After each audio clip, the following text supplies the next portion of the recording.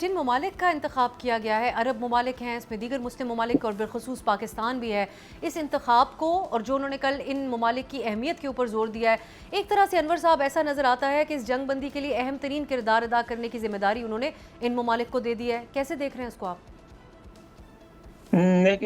دیکھیں جو تجویز ہے اس میں ایک بڑا کی پوائنٹ ہے، وہ یہ ہے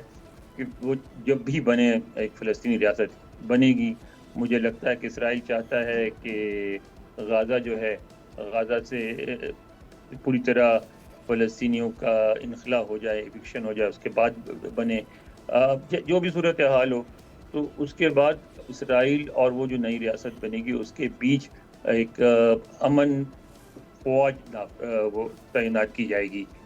جیسے جو اقوام متحدہ کی نگرانی میں کام کرے گی، اور امن فوج کے لیے فوجی چاہیے۔ اچھا، یورپین ممالک یا امریکہ اپنی فوجی وہاں نہیں بھیجے گا، کیونکہ اس سے وہ نہیں چاہتے کہ ان کے لوگ مارے جائیں، جھڑپیں ہوں گی، اس میں ان کے لوگ بھی ٹارگٹ بن سکتے ہیں۔ تو ان کو نظر آتا ہے کہ اچھا اسرائیلی اس کو ٹارگٹ نہیں کریں گے، کم از کم واشنگٹن میں یہ سمجھا جاتا ہے اس کو اگر کوئی ٹارگٹ کرے گا تو فلسطینی کریں گے، اور فلسطینی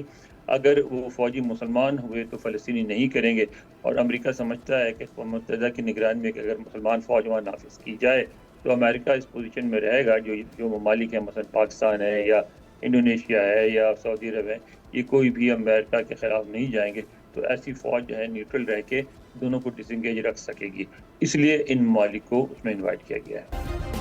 سبسکرائب کریں اور بیل دبائیں تاکہ کوئی خبر رہ نہ جائے۔